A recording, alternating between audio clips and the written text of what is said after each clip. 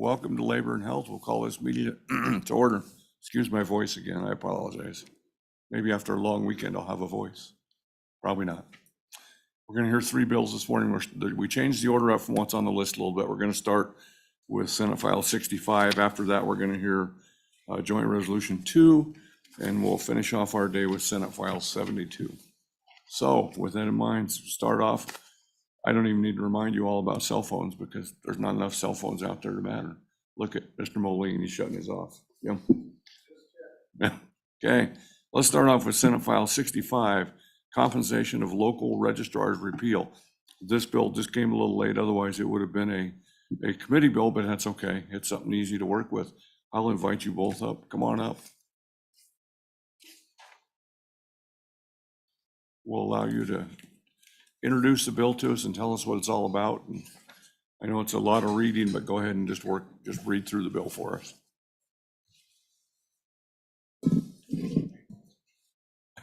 Good morning, Mr. Chairman and committee, senators. Happy Friday. I really want to first, well, I should introduce myself first. My name is Mary Langford, and I have the honor of representing the County Clerks Association. And I really want to appreciate the sponsors. As Senator Baldwin said, we came a little late with our ask, and we appreciate everybody jumping on to help with this little minor bill. It's pretty small and it'll be pretty quick. Statute 35-1408 is an archaic statute. This has to do with filings that were required for marriages, deaths, births, vital statistic types of filings. And all of that is done now electronically. So as opposed to having to generate paper and mail and all those kinds of things, it's done electronically and works really well. And Guy is here with me, and we can kind of tag team this. He's got information that he'd like to give to you concerning what that information is used for and how they use it for other things and that type of thing. But we fully support this piece of legislation. We appreciate your support, and I'm happy to answer any questions. Very good. Questions, committee? Mary would love to answer some. Go ahead, Guy. Thank you, Mr. Chairman. Guy Bedoin with the Wyoming Department of Health Vital Statistics Services. This particular piece of legislation, to give you a little bit of history, local registrars are designated by the deputy registrar and registrar within the state. As noted, they're a party that is an extension of the registrar, so they review the process of registration. Back in the day when it used to be paper, if it was a birth record, the birth clerk at the hospital would fill out the birth certificate that the vital statistics gave to them. They would collect them all at the end of the week. They'd take them down to the public health officer, who at the time was the local registrar. They would go through and assign a local registrar number, and then they would submit those to the state at the end of the month. So all the previous month's documents would be sent to the state. So this happened across the line for births and deaths. It was typically the public health officer that signed the death certificates as the local registrar. Jameson, I think, was that Sublette County or was that Lincoln County? I don't remember where Dr. Jameson was. I think he was Johnston. That was it, Johnston. He had a whole cabinet full of these old registration documents. And when we went to the electronic system, he asked us, what are we going to do with these things? Well, we collected them all up and put them out into archives. But with that, his process went from filing a piece of paper to logging in and actually just selecting the review registrar in the electronic system and moved forward. So in 2015, we went completely electronic with all of our registrations. And what happens is we still have in statute that all of these documents are still supposed to be reviewed by a local registrar. So as noted, they are a little bit archaic, but the statute hasn't changed, so we still have to have this local review. In that, we'll have funeral homes oftentimes for the local registrar for death certificates. Sometimes it might be a practitioner. It's anyone who can review the process. Dr. Aaron Billen in Park County is the public health officer there. He's also the local registrar, so he reviews all of these deaths. But because he's a local government employee, he's not due to this compensation. So there are very few people who actually receive the compensation, but my staff, I've got about 14 pages of spreadsheets. These are all the local registrars. We have over 200 local registrars that are appointed right now. So my staff at the end of the year, they go through and tally all of these people who are local registrars, how much they're owed, if they're owed. We have to find out if they're a public employee or not. If they are a local government employee, they're not due the compensation. So we have to figure that out. We send this list out to the clerks. The clerks know then that they owe these people this money. This is the document we send to the clerks. Sometimes it's short, sometimes it's long. And then we send the registrar, the local registrar, we send them a note too that says, you can go to the clerk and request your 50 cents. So with that, there's some more work that we need to do in vital records. I think we could probably do it in rule, but it might need a change in statute. But this local registrar compensation really is more effort and time. And we would support, and we can carry out all the provisions of this repeal right now with no problem. So I would stand for any questions that you might have, Mr. Chairman, or any of the members of the committee, and or we'll go sit back down and let you work the bill. Any questions from Mr. Bodine? Senator Hutchins, go ahead, ma'am. Thank you, Mr. Chairman, and thank you both for helping me understand this a little bit better. Just want to make sure I have it right. We have people that are reviewing these records that work for the state. They cannot be compensated. And there are people that don't work for the state. They can, or they should be by law, compensated. You want to repeal the law that says they need to be compensated, because you can make rules within your own office to make sure these people are compensated for what they're doing. I missed a step. Mr. Chairman, Senator Hutchins, if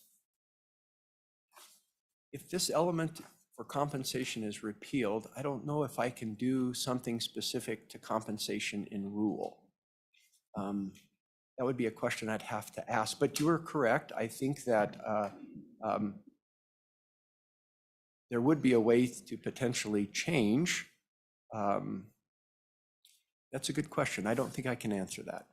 Follow up, if you Go don't ahead. mind. I noticed you nodding until the last part. So maybe the last question should have been, they're not going to get compensated anymore for reviewing these records. You just want to repeal it all together because it's like 50 cents, $1 to review, and it's so minor. You're just like, stop it all together. Now, third question, Mr. Chairman.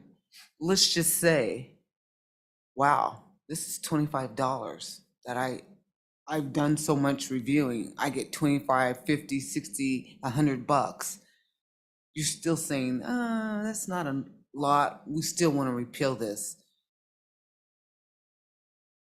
Would that person stop reviewing those records because they're not going to be compensated at all? Is my question, because $25 can mean a lot to someone where 50 cents is minor. Does that make sense? Both of you can answer, one of you can answer, go ahead. Mr. Chairman, Representative, the folks that get compensated are full-time state or county employees, basically. And usually this person is maybe your county health officer who is receiving payment from the county already for duties that he's doing. And I'm not so sure, I don't know if Guy knows that how many of these folks that are reviewing records are already compensated as a county or state employee. And there could be a couple of people maybe out there, but when you figure the time that's spent in calculating the 50 cents and that type of thing in the review, yeah, is it really worth that expense? But I'm not so sure that those folks may not be already compensated. Gotcha. Thank you, Mr. Chairman. Thank you, ma'am.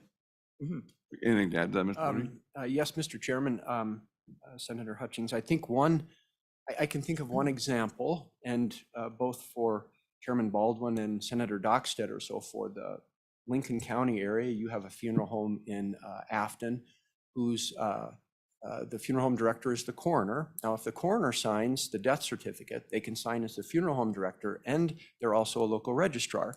They're in the system at the same time. In other words, they're going in, they put their information in. So the coroner goes in, he signs the certificate as the coroner, he signs as the funeral home director. Now, in my mind, I'm picturing the screen that they use in order to do the signatures. In 2 seconds, they could be doing 3 different things. So the compensation for that might be minimal. But that would be an example. Maybe one of his employees, Dane's employees, may be a local registrar also. I think one of his funeral service practitioners is. So if he signed as the coroner, she signed as the as the funeral home director and as the local registrar, really she might be looking for compensation of 50 cents for a 5-10 second review at the most. That might be one example where someone might have that compensation.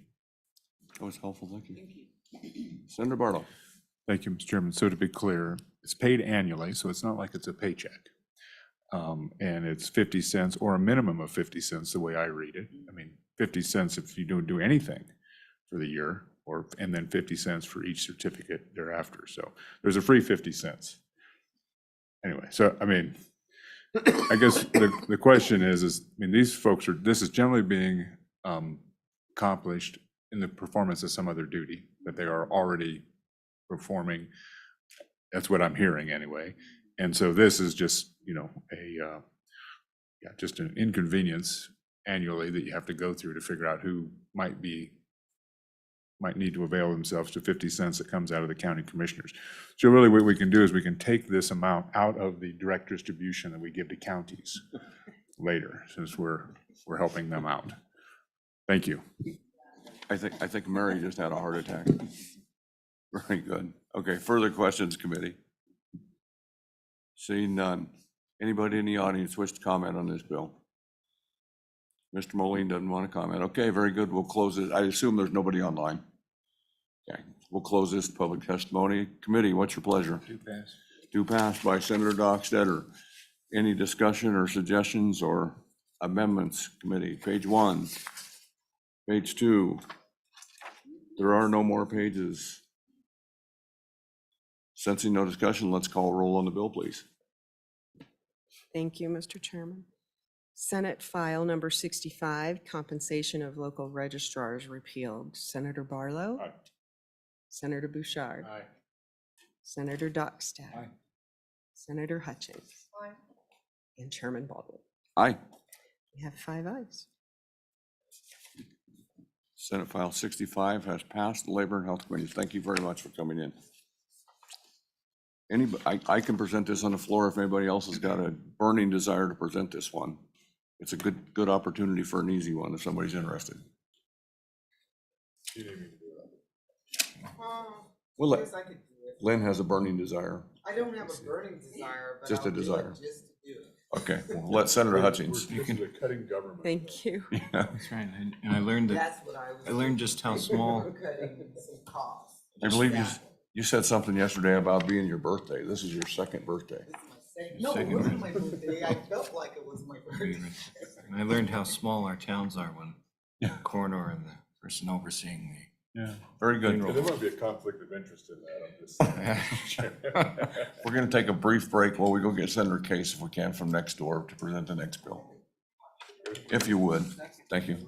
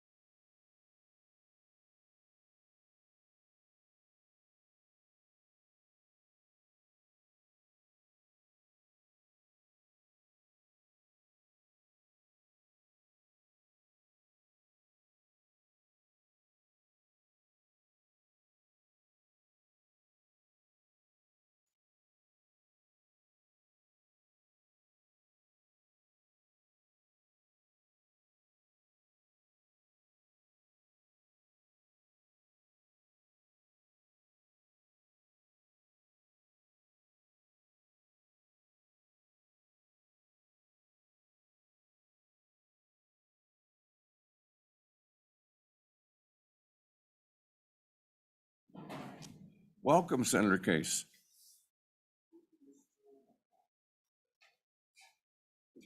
This is Senate Joint Resolution 2, recognizing the service of Lester C. Hunt, to be presented to us by Senator Case.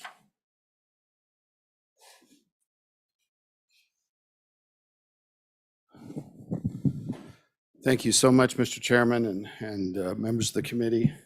I'm very grateful to be here. And I think I'm going to be a little unusual. I'd kind of like to time travel with you all back to a newspaper, using a newspaper, to June 22nd, 1954. And I'd just like to read a little of this newspaper to you to start off. Cheyenne was a quiet, respectful city last night as the body of Senator Lester C. Hunt was brought home for funeral services. A silent crowd of hundreds watched the Air Force DC-6 carrying one of the state's best-loved statesmen landed.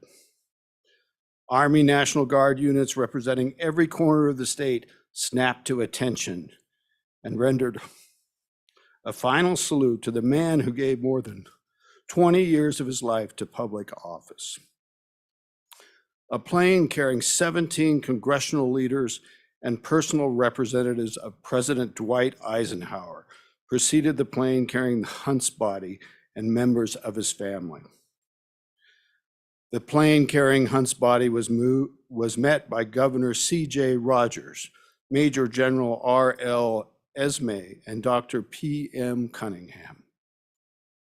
Mrs. Hunt was visibly shaken and tired after the Washington services, and the plane ride was assisted by her son, Lester C. Hunt Jr., and a nephew, William Bourne. She was followed by her daughter, Mrs. Russell Chadwick of Minneapolis, and former Senator Joseph O. Mahoney, a close friend of the Hunt family. The casket bearing the senator's body was taken from the plane and moved in an honor cortege to the funeral home, preceded by an honor guard composed of Wyoming Army National Guard units, representatives of the 187th Fighter Bomber Squadron of the Air National Guard, and Warren Air Force Base representatives. The cortege moved west onto 8th Avenue to Pioneer. Cars choked the access streets, and at every home,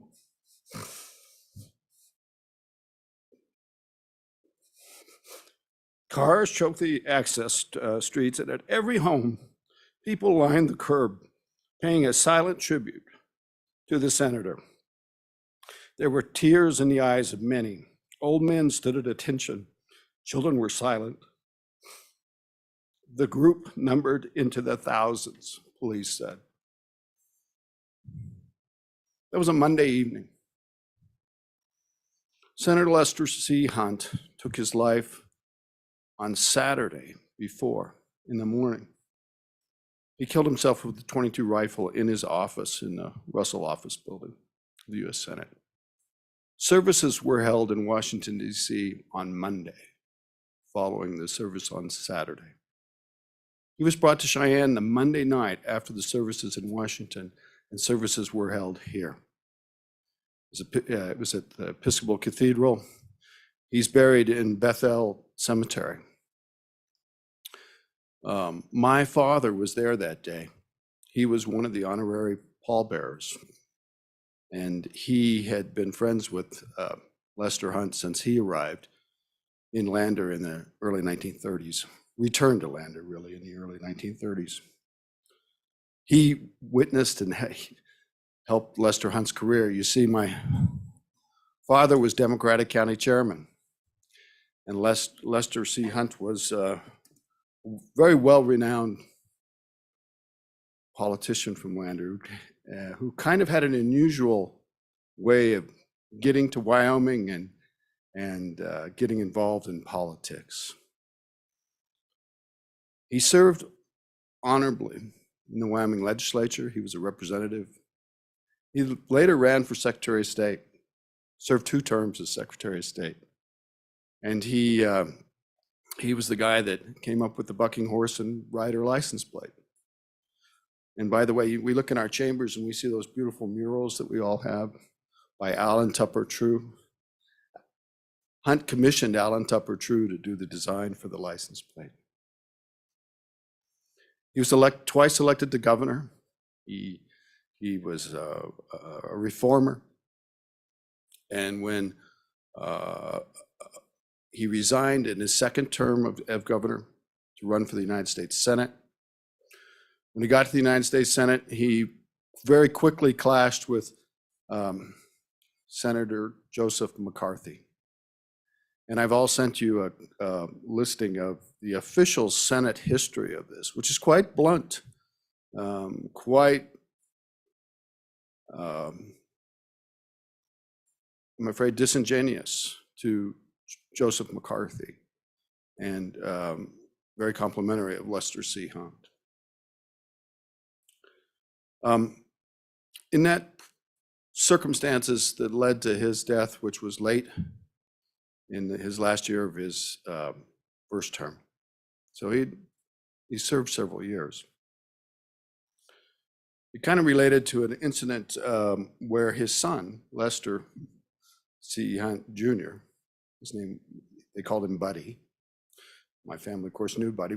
The Hunts lived one block from the house where I live today. I mean, we've always lived in that house. So just around the corner, about a block away. Dad and Lester Hunt were in business together. They had a drugstore together. And there was a third partner in the drugstore. And I have lots of Hunt stories in my family, but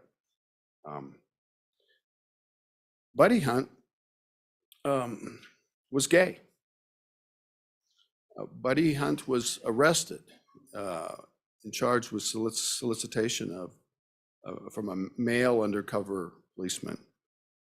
It was his first offense ever. He was very young, like 21 or 22. The authorities in the District of Columbia didn't initially bring charges against Lester Hunt Jr. Kind of his first offense, you know, give him a warning. That was common. But the Republicans found out about it. I can't say the majority party. I have to be specific because the US Senate was split 48 to 48, Democrats and Republicans. The upcoming election was extremely serious. And by that time, Wyoming had a Republican governor. And so the next appointment, if there was a vacancy, the next appointment would be a Republican. So Republicans got wind of this, especially two senators that were closely aligned with Joseph McCarthy. And they pulled some strings to get the charges refiled. Buddy was convicted. Mr. and Mrs. Hunt were there for his court hearing.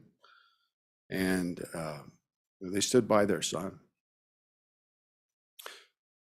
The Republicans suggested to Senator Hunt that he shouldn't run for office again.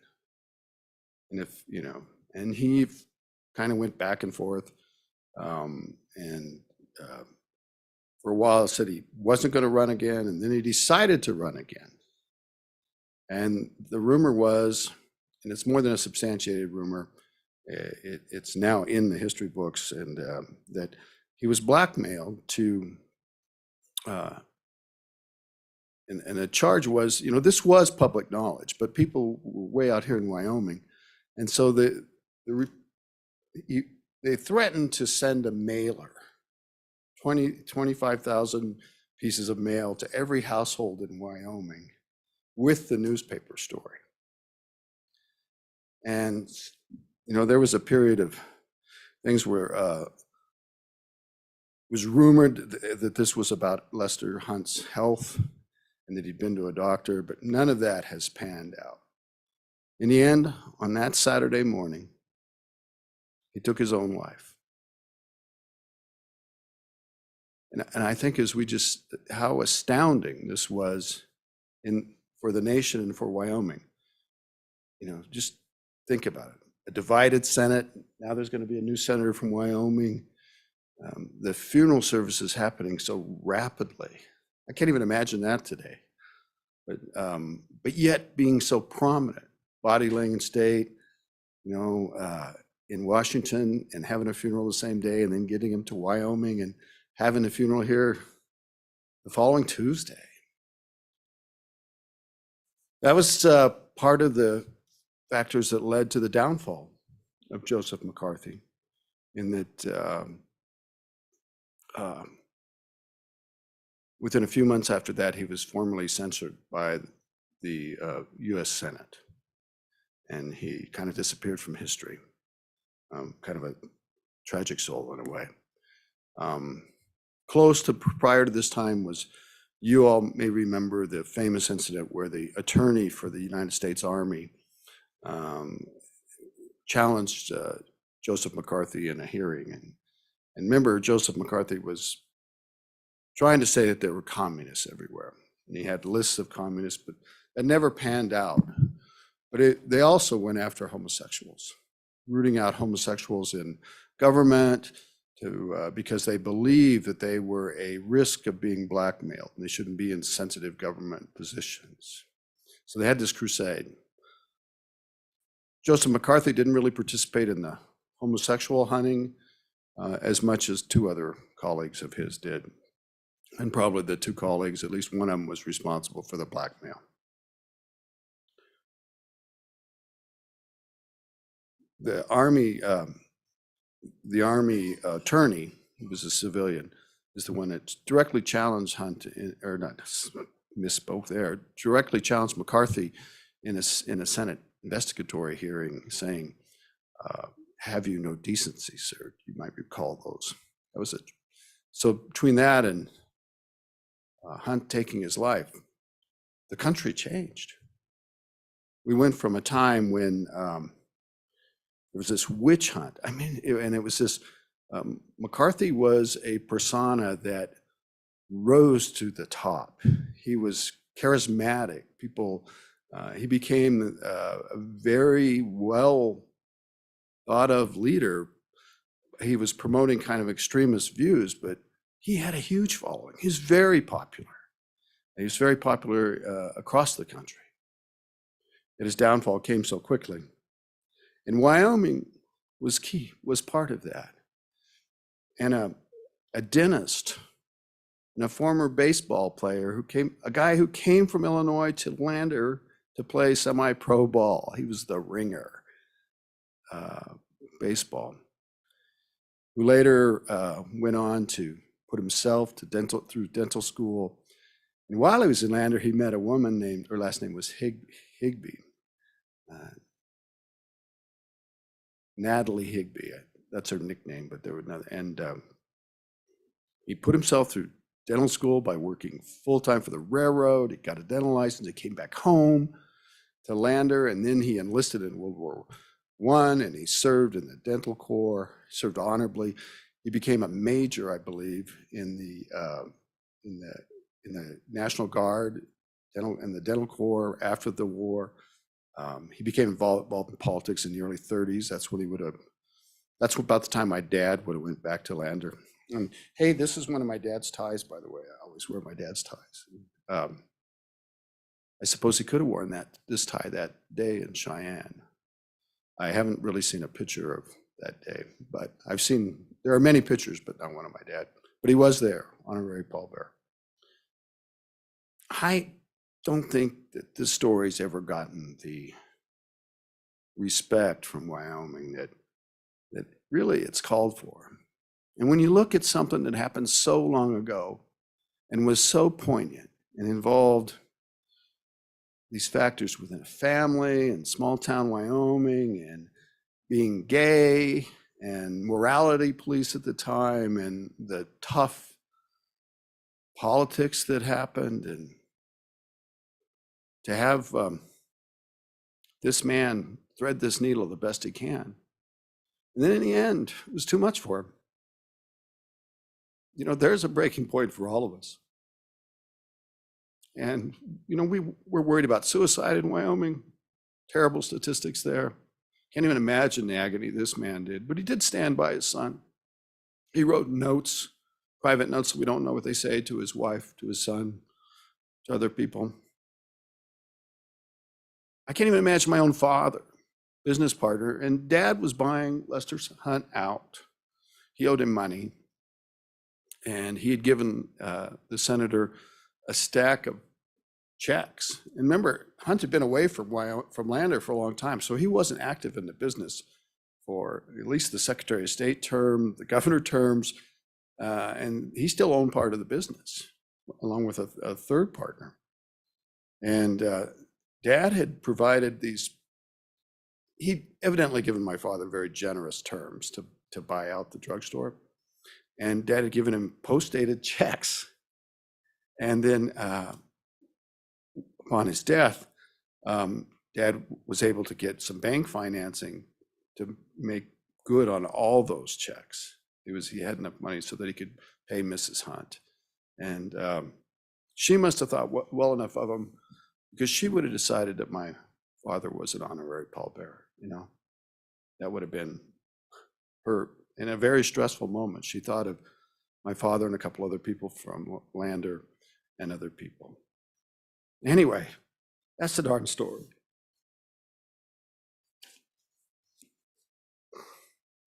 And it's a big story. And so I thought it'd be good if we did a resolution to recognize this. And I think it's poignant because they're great lessons from history. And I'm not trying to draw out all those lessons, but they're there. You can make them for yourself. So I had great help from folks to write this resolution. And then after it was written, I should have worked with them before, but I went to our state archives and they helped me to find a few little catches. And so there's an amendment that works on those catches because I want this to be correct. I want it to be accurate. And so, you know, one thing is like in the resolution, I had said that he was had served 2 full-time terms as governor. Well, he didn't, because he was elected twice. He wasn't the first person to be elected twice, and he resigned halfway through his term to run for the open Senate seat. So I probably droned on too long, but Senate Joint Resolution 2, recognizing the service of Lester C. Hunt. A joint resolution recognizing United States Senator and Wyoming Governor and Secretary of State Lester Callaway Hunt as a consummate model to public servants for his distinguished career, his commendable civility and courage, and his service to Wyoming and the United States of America. Whereas after the first coming to Wyoming, administering in 1911 as a recruit to play semi-professional baseball for a Lander team, Lester C. Hunt, in striking a move permanently and changed that to return to Wyoming in 1917 to start his family and dental practice after working full-time on the railroad to fund his attendance at dental school. Whereas Lester C. Hunt served actively during World War I as a first lieutenant in the United States Army Dental Corps from 1917 to 1919, and as a major in the Army Reserves from 1919 to 1954. Whereas Lester C. Hunt started his distinguished career in public service by serving the Wyoming House of Representatives as a representative from Fremont County from 1933 to 1934. And whereas Lester C. Hunt served as Wyoming Secretary of State from 1935 to 1943, where among his many accomplishments were obtaining a copyright to preserve the mark of the bucking horse and rider and developing and implementing plans for the bucking horse and rider license plate, first issued in 1936. That was designed by Alan Tupper True. And whereas Lester C. Hunt, a change here will strike the words, became the first person to serve for 2 consecutive terms. He's not the only person to do that. It's whereas Lester C. Hunt was elected to 2 consecutive terms as governor of Wyoming, holding offices during and after World War II. And that's a fascinating time for a governor to be in Wyoming. Controversies about the Japanese internment camp, about providing our quota of military service, of which we did well, on and on. Among Governor Hunt's many accomplishments, in addition to managing wartime concerns, he oversaw the implementation of a pension system, not the creation, the implementation, for teachers, and advocated for a pension system for state employees, as well as expanded system of health benefits. He was a Democrat, you know. Whereas Lester C. Hunt served as Wyoming's accomplished junior United States Senator from 1949 until his untimely death by suicide June 19, 1954. And whereas Lester C. Hunt supported a number of federal social programs and advocated for federal support of low-cost health and dental insurance policies, he also supported a variety of programs proposed by the Eisenhower administration following the Republican landslide in the 1952 elections, including the abolition of racial segregation in the District of Columbia and the expansion of Social Security. And whereas Lester C. Hunt served on congressional committees, including the Senate Armed Services Committee, a special Senate committee investigating war crimes. We actually went to Europe to, this is extraordinary. If you know about the Battle of the Bulge, you know, there was a massacre of American personnel by German soldiers. It was, I think it was at a French town, I may be saying it wrong, but it's Malmedy or Malmedy. And he, in pursuit of war crimes, they interviewed many of these people, the Germans who had committed the atrocities. And they were, it sounds extraordinary, but he actually came out on the side of justice there. That didn't quite turn out like you may be thinking. It's worth looking into that. A special Senate committee investigating war crimes and a special committee on organized crime and interstate commerce. They had hearings all over the country. Joseph McCarthy went along on those hearings. He liked that limelight about that, and it enabled him to bring attention to the communists, but he wasn't a member of that committee. Whereas through Senate hearings, Lester C. Hunt was introduced to the bullying and false accusation tactics of Senator Eugene Joseph McCarthy and the followers of the charismatic McCarthy, where many considered McCarthy a hero. And there were lots of people who knew better, stayed silent, and attempted to stay on his good side. It's very powerful. Whereas Lester C. Hunt was a victim, I'm missing a page. Whereas Lester C. Hunt became a victim of this extremely polarized era in public thinking that hurt our nation and ruined the lives of many who found themselves on the other side of the boisterous majority during this time. Senator Hunt was a brave critic of the excesses of McCarthyism era, even introducing legislation allowing private citizens to sue members of Congress who libeled them. Remember, there was a lot of this happening where people were accused of being communists and their careers were ruined. Whereas Lester C. Hunt endured threats, and this small change, intimidation, and attempted blackmail, to which his untimely death can be directly attributed during this dark and harsh period of our nation's political journey, characterized by incivility, irrational political dogma, and unfounded beliefs. And whereas Lester C. Hunt was cruelly harmed by the movement, thousands of others also had their lives shattered when they were blacklisted by false accusations without credible evidence. Anyone who challenged the methods employed by the McCarthyists were labeled a communist sympathizer in a widespread chilling of free speech. Whereas Lester C. Hunt was a victim of blackmail whereby his opponents used despicable means to obtain control of a deeply divided United States Senate. Stakes were high. Whereas Lester C. Hunt remained true to Wyoming and to our nation, but succumbed to the overwhelming pressure and took his own life, adding to the tragic legacy of Wyoming suicide prominence, which we still have today. Whereas in 1954, within a few months after Lester C. Hunt's suicide, the Senate voted to censure Joseph McCarthy and our nation began to heal. Whereas former Wyoming Senator Alan Simpson said decades later that what happened to Lester C. Hunt passed all the boundaries of decency and exposed an evil side of politics. And whereas Lester C. Hunt, with, and I'm asserting the word civility, decency, and courage, contributed to the survival and preservation of the principled system of participatory government that has carried this nation through the darkest times. Now therefore be it resolved by the members of the legislature of the state of Wyoming that the members of the Wyoming legislature commit to respect each other and to support our democracy and the right of every citizen to be heard and respected. With this resolution, the Wyoming legislature remembers and joins with the people of Wyoming and all our nation to rededicate ourselves to democracy, civility, decency, and truth. Section 2, that the members of the Wyoming legislature commit to work with those with whom we disagree and to strive for pragmatic problem solving. Section 3, that the members of the Wyoming legislature commit to be ever vigilant, to do all they can to prevent suicide and to be diligent in battling against injustices, inequities, discriminative conditions, and intolerant practices that can lead to suicide.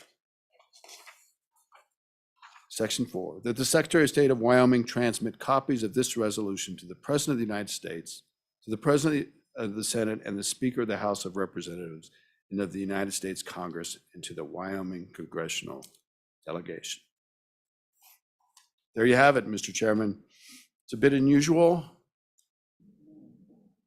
It's a bit overdue, and it's a bit timely. I've heard a lot of talk about civility in this session and our commitments there. I think this is can help us to achieve that goal. And I think it's good for the people in Wyoming, the school children in Wyoming, to really understand how, can you imagine what an important time those years were? And this single event was to our country and that poor Hunt family and his friends. And be happy to answer any questions, Mr. Chairman. Thank you very much, Senator. Well written. And unfortunately, I think sometimes we don't see the times that we're in as important. We don't see them until afterwards. This is a good example of that. Any questions for Senator Case Committee? Senator Hutchins. Thank you, Mr. Chairman. Senator Case, I really appreciate what you've done here.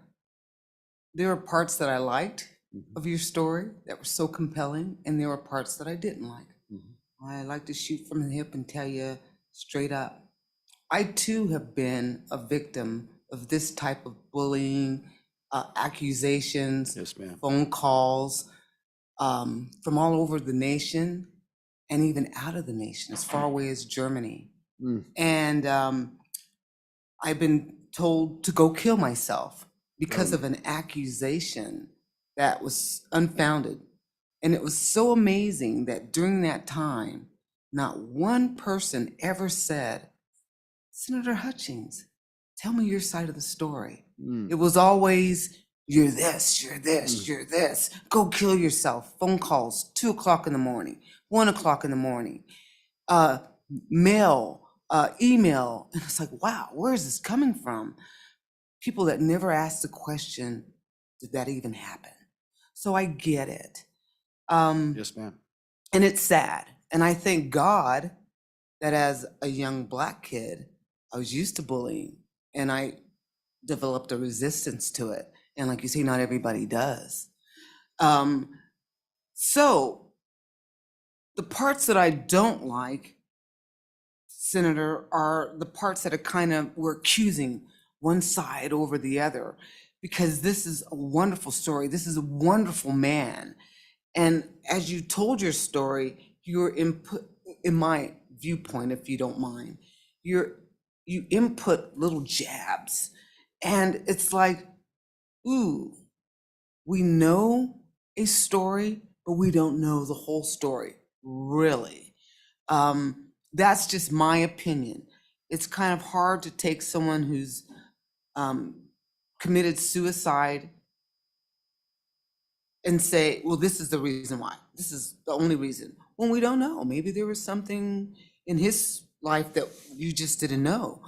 So for me, all the wonderful things he did, that is what's important.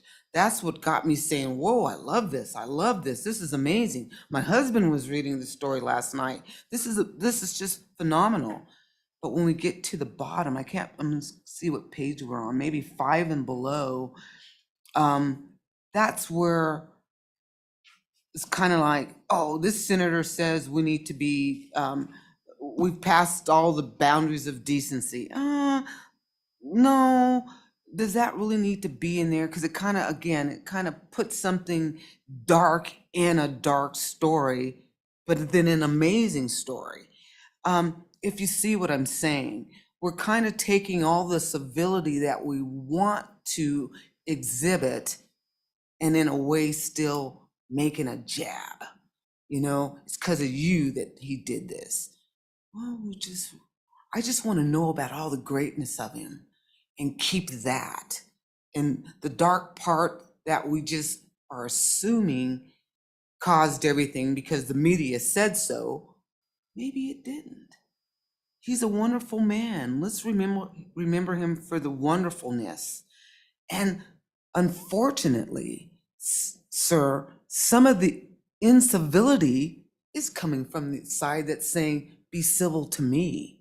So my comment is, or my question would be, what do you think about those accusatory whereases in the document that kind of, to me, kind of tainted a little bit because it's lovely.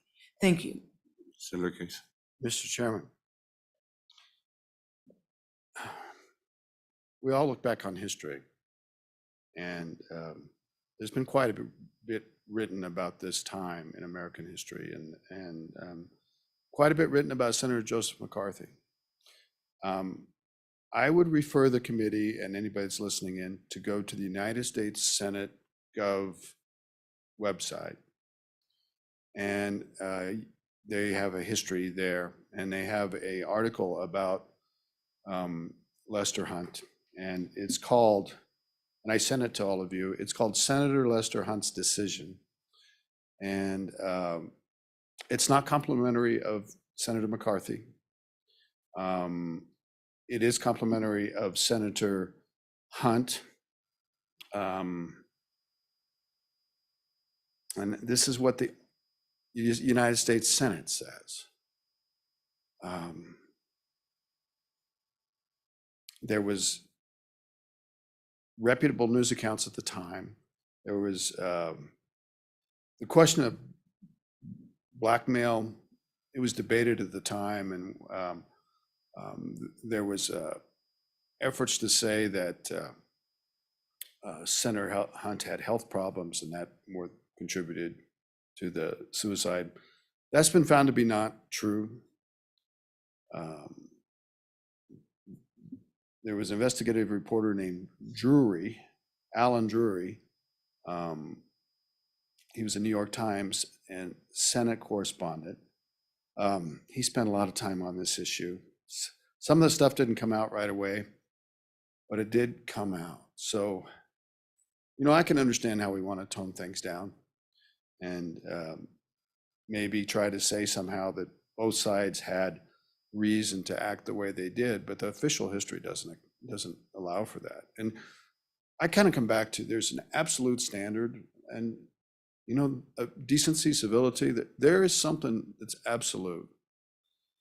You know, we have to love our neighbor and forgive Joseph McCarthy. We don't know the evil that drove him. I'm not trying to do a resolution about Joseph McCarthy. But this was a terrible time. Thousands of lives were ruined. The tactics were reprehensible. And there were two other senators that were complicit, one from Idaho and I forget where the other one was from, but I'm gonna stand on this. I think history stands with me. I understand it. There's two sides to every story, of course there is, but I'm gonna stand with Lester Hunt. And he wasn't perfect either. You can look and find, I'll tell you something bad about Lester Hunt. No, it's okay. There was a time in our, you know, it's important that you know everything. There was a time in our world in the early 1930s where eugenics was seriously considered, and there was sterilization of inmates and people with developmental disabilities and other infirmities. He was an advocate of that when he was first in the legislature. He repented on that. And he said that he was wrong. But there were lots of people in the United States of America that were supporting that movement. But when the Nazis took it to the next step, people suddenly got their cup of coffee. Huge. And I don't mean to trivialize that. That was kind of a stupid thing to say. But just like Hunt's own suicide brought to attention the excesses of the McCarthyists and the leadership there, World War II and what we discovered brought back excesses that Hunt himself had participated in. So he's not a perfect man, but I think about him going to that courtroom with his son. I think about him standing up to these people. And finally, it was just too much. Okay. Yeah, further questions, Senator Bouchard? Thank you, Mr. Chairman. I guess I just want a statement. I think, make a statement. If we only knew the other things that were said behind closed doors to push a man.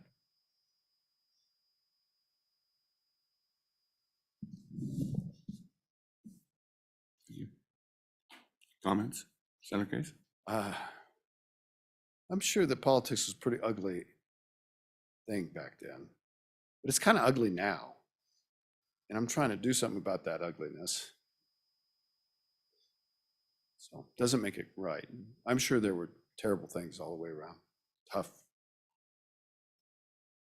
Good. Further comments? See none. Anyone in the audience or online who wishes to comment? Oh, Senator Barlow? Go ahead, sir. Thank you, Mr. Chairman. So over Christmas holiday, we, myself and a colleague, legislative colleague, were at Hart Mountain. There's, he has a role in, he was governor during some of that internment camp. Anyway, so and now I have to go back and relook at it in the light of what I've learned through this. So anyway. Yes, sir. So Thank you, Mr. he Chairman. was governor during the internment camp in Hart Mountain. In Wyoming, we regret that instance now. But at that time, we were very harsh to the Japanese people at Hart Mountain. And actually the people of Park County, and that's kind of how Senator Simpson fits in. He was a young kid and Boy Scout and made some connections at the camp. But people around Wyoming were saying the camp was like Club Med, that the conditions were not harsh enough, and that the Japanese internees were overfed, and that they were allowed to leave the camp to work on, they worked on farms and stuff around. And there was a lot of criticism about that we weren't tough enough. Governor Hunt went up to and look at the conditions of the camp, and he defended the way the camp was being run. Now look, in the context of today, you're going, well, he went to defend the running of the camp? That sounds ridiculous. The truth was he defended against people that wanted harsher conditions. So that tells you about the character of the man.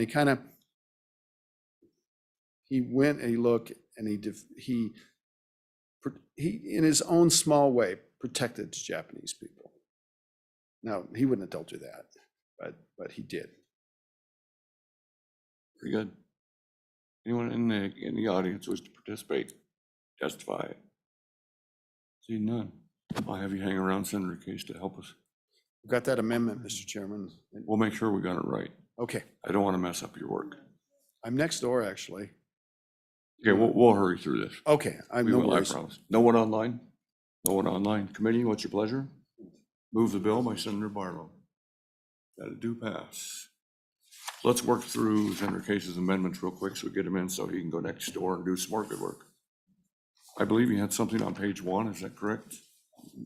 Yes, sir. I think trying to find my copies of the amendment. I got so excited I broke my pencil. I've got a spare. You're the lifesaver. Yeah, here's the amendment. But I need it too. It's an LSO form, Perfect. and I can send it.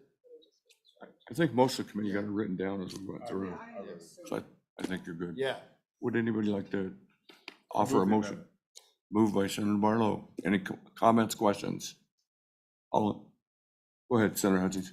Mr. Chairman, I do have some recommendations, but I'd like to get with the good senator and just let him know what they are before I offer the amendment. So I'll get with Senator That is Case the later committee of the on. whole. Okay. Roger that. Thank you. Okay, we have a motion on the floor. All those in favor? So the amendments are as they were inserted as we went through.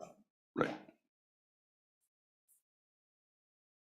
Perfect. To verify it, I'll just verify as we go. Thank you very much. I thought I had more. They're probably sitting on my desk. Lines, I'll just walk through them quickly and Go ahead. people can look at them up. Page 1, line 7, after Wyoming, insert in 1911. You'll get these. You don't have to. You'll get, I'm just gonna do exactly what.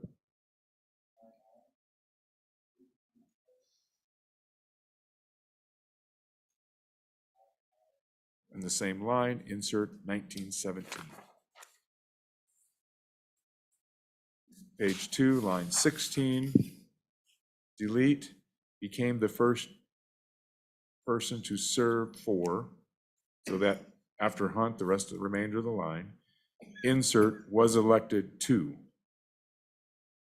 And then so it'll read, Lester C. Hunt was elected to, i.e. T-O and then T-O-W, T-W-O. 2-2. Right, we might want to think about that. Line 20, strike creation, insert implementation. Page 4, line 10,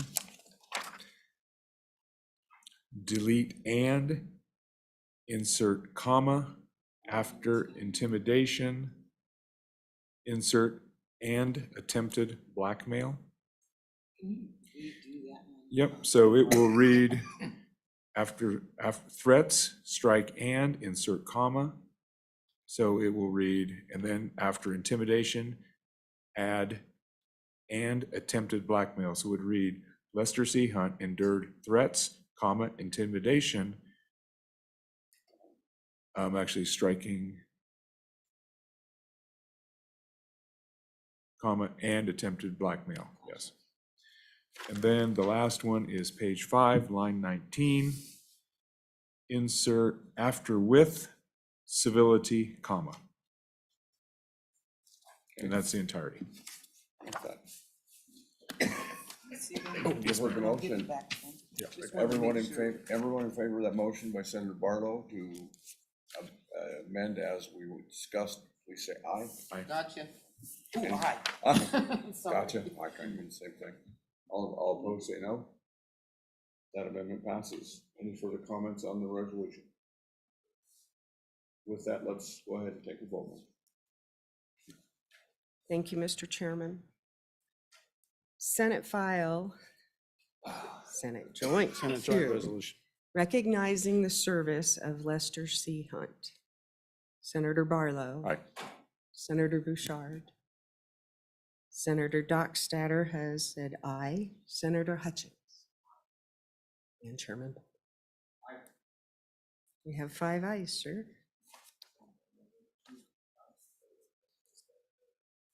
Oh, thank you, guys. Thank you Who very would you much. like to present this on the floor? Thank you. I might be around. Thank you, Senator.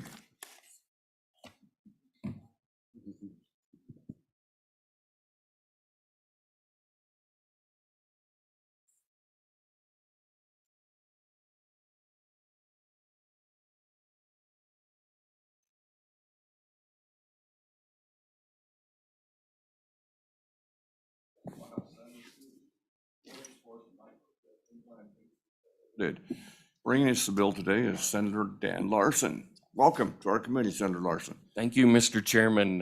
Like you said, my name's Dan Larson, and I'm bringing employees forced microchip implantation prohibited. Like it says in the title, the bill is pretty simple. It prohibits employers from requiring employees to have microchips implanted in the employees' bodies. I'll go through the bill. Where's my Mr. Chairman? Whoa. I'll go through the bill, hopefully quickly. We can get this gone and get back to work upstairs. Describes what an employee is. It also includes an independent contractor. Describes an employer. Gives the definition of a microchip. It is designed to be implanted in the body of a person. It contains a unique identification number, permanent identification marker, or personal information that can be non-invasively retrieved or transmitted with an external scanning device. Section B, it's on the bottom, page 2, no employer shall ask on an application for employment or inquire during an interview whether a prospective employee will consent to having a microchip implanted in his body. Require an employee to have or consent to have a microchip implanted as a condition of employment.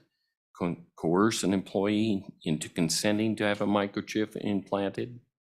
An employer cannot create a hostile working environment for an employee who does not consent. Cannot withhold advancement for an employee who does not consent. Cannot withhold a salary or wage increase to an employee who does not consent. Cannot dismiss or otherwise discipline an employee for not consenting. And the employer shall, in section C, an employer shall provide reasonable accommodations to an employee who does not consent to having a microchip implanted. Section D, a microchip may be implanted in the employee's body, provided that the employee provides the employer with written consent of the implantation. An employee may have the microchip removed at any time at their request. If the employee requests the employer to remove the microchip, this needs to be taken out within 30 days. On page 5, after an employee voluntarily consents, these are the things that an employer shall do. They will pay all costs associated with implanting or maintaining or removing the microchip, pay all medical costs that the employee incurs as a result of bodily injury. If they get an infection or something, they must disclose to the employee the data that will be maintained on a microchip, how the data is maintained on the microchip, and what it will be used for. Within 30 days of the employee's termination or separation, the employer will remove the microchip or have the microchip removed at the employer. Well, it'll be removed at the employer's expense. In section F, if an employee is terminated, they may elect to retain the implanted microchip, provided that the employee assumes responsibility for all costs associated with the microchip. And then the last item is section G. Nothing in this section shall be construed to prohibit an employer from using alternative non-invasive technology to track the movement of the employer's employees, and effective July 1. I have had some say that they're not excited about section G.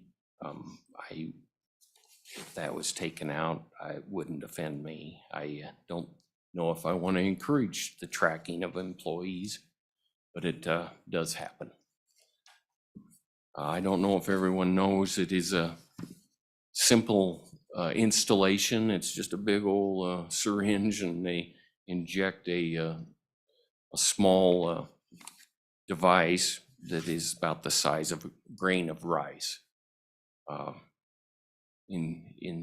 the other side of the ocean, there's some countries that voluntarily are excited about this. They think it's pretty cool. They can go and get into a door that's locked, with it reading that it's you, or you can turn on your computer, or you can have in there where your credit card information's in there. You can go buy a candy bar or whatever. But anyway, that's pretty much the bill.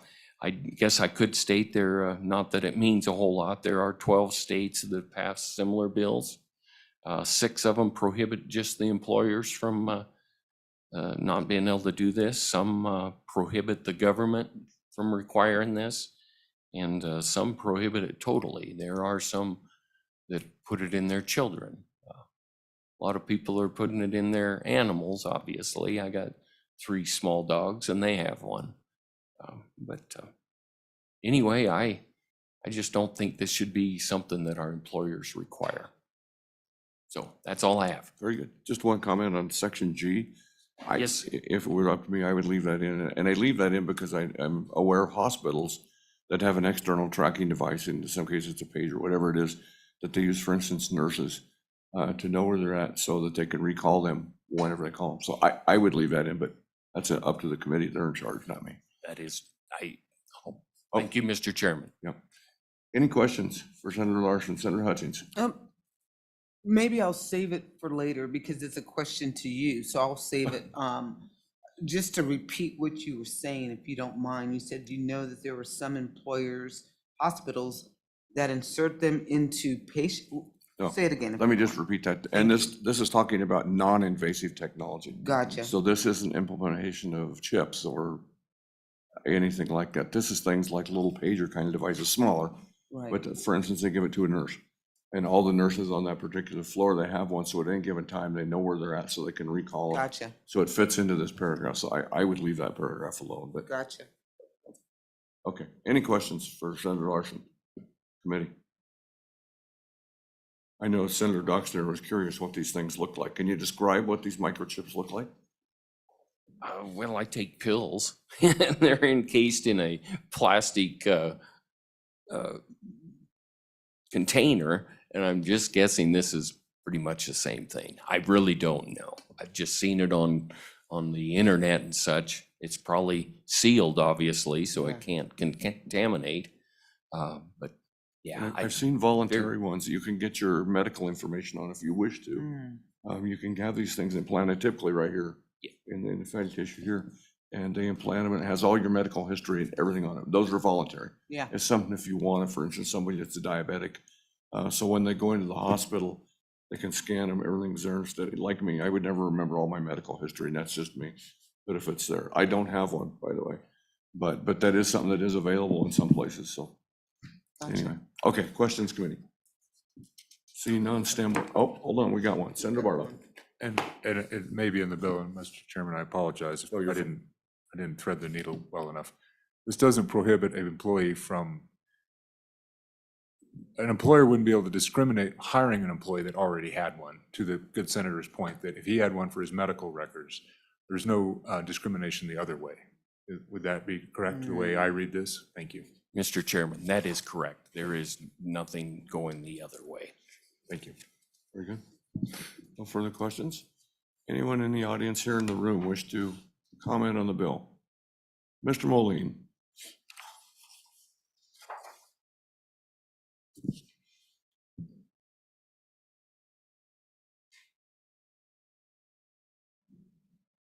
Go ahead, sir.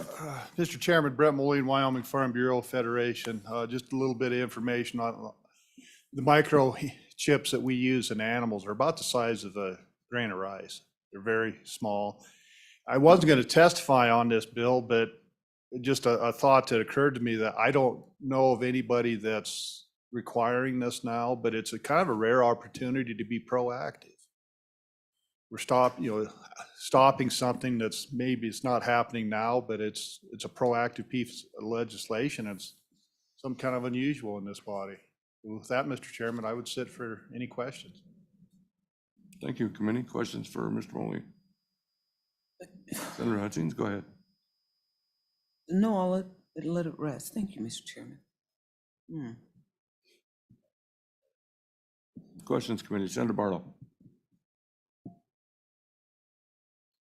So, Mr. Chairman, thank you. So it strikes me that there are passive and active technologies in this, and this would seem to be a passive technology, meaning there is no, it's one way. You can only scan information off. You can't scan information. Anyway, so this clarify that, because the animal one, you can use, not whether it's for identification or whatever, it's a passive system. So I just want to clarify that we're not talking about it. Well, are we talking about potential of both systems or just one? And I don't know where the technology stands on an active one either. So thank you, Mr. Chairman. If maybe the sponsor comes back to respond to that, thank you. Thank you. Assuming there's no questions for me No, I specifically. think Okay, you're thank free. you. And just scanning through the bill again, your first question, Senator Barlow, I don't believe is addressed in the bill either. Discriminating against an employee who has one who comes in, so it may be something that we need to add to the bill, if that be the case. But go ahead and answer the question, Senator Larson. Mr. Chairman, I meant to mention that there are two types out there that I read about, and you are correct. There's the passive that just stores the data, or you can insert the data. And then there is an active type that actually has a battery and transmitter in it. And I am not addressing either in the bill. It's both. Very good.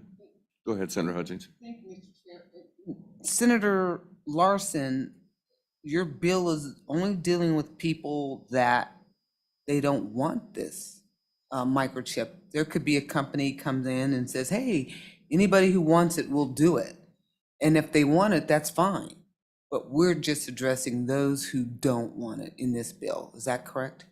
Mr. Chairman, Senator Larson. the bill is prohibiting the requirement.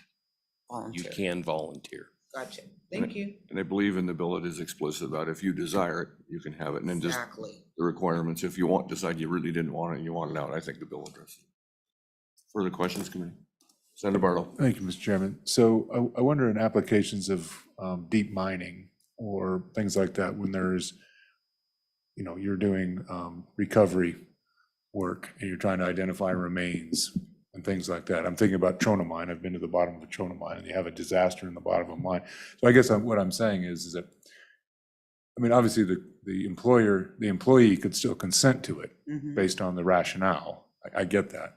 But I wonder if we're taking away, some opportunities that the employee, and maybe it's just up for the employer to convince the employee that it's a good thing. So anyway, I just thinking out loud, and I apologize. I shouldn't think and I shouldn't be out loud. My apologies. You're allowed to do both. Okay. Any further comment on the floor, in the room? Anybody wish to comment to the bill? See no one. Anyone online comment to the bill? Very good. Committee, what's your pleasure? Moved by Senator Hutchins. Let's work the bill if you want to participate. Senator Larson, please jump up. Well, let's just go through page by page with the things we talked about. If you got any suggestions, go ahead and step forward. Page 1. Page 2.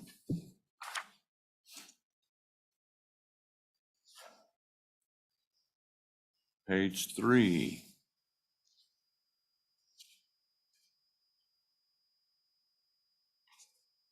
Page 4.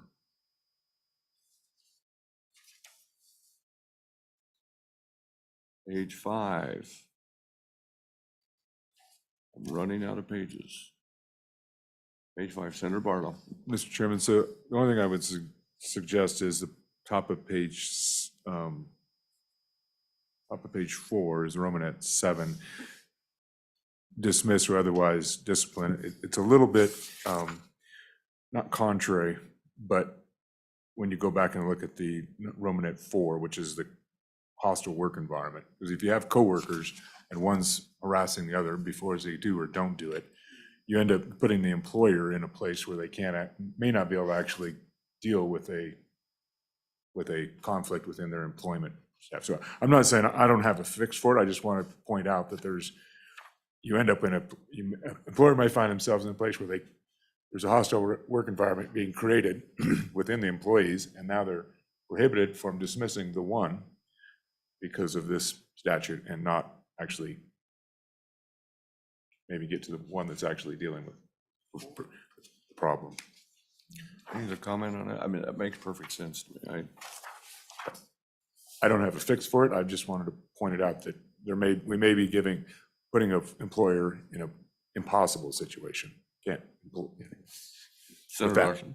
Mr. Chairman, I'm just asking, I wonder if section C on page 4 might help. I don't know, maybe it doesn't help. You know, that an employer shall provide reasonable accommodations to an employee who does not. So if there's a hostile environment, maybe that's would be taken into account. I don't know. Suggestions for a repair or change or, Senator Barlow, go ahead. And Mr. Chairman, what I'm trying to, and I agree that there's, I appreciate the accommodation. My suggestion is on page 3, line, Romanet 4, creative option for an employee who does not consent. Well, what if the employee who does not consent is the one creating the hostile work environment? We're looking at this as if they are being the ones that are being discriminated against. And what if they are the ones that are actually causing the discrimination against their coworkers? And then we're saying, oh, now, by the way, you can't fire them. Anyway, I just pointing it out. I'm not suggesting. We're gonna have, if we're gonna be protective, we gotta be protective both ways. I don't know that this does that, but that's just me doing the read, so I don't have a suggestion of how to accomplish it or how to change it. Thank you. Senator Bouchard. Thank you, Mr. Chairman. I mean, I see the catch-22 there as the danger to the employer to not to implement the program. That's how I see it. In other words, you implement or start this, you're going to create a mess in your own company. That's how I see that catch-22 setting up the play. Potential for disaster. Anyway, yeah, something to think about if this does pass. Obviously, nobody has the answer right here, right now. But if this does pass committee, it's something I want to think about for committee, all of you to get your head together with everyone and see if we can come up with something for that. Any other suggestions, committee?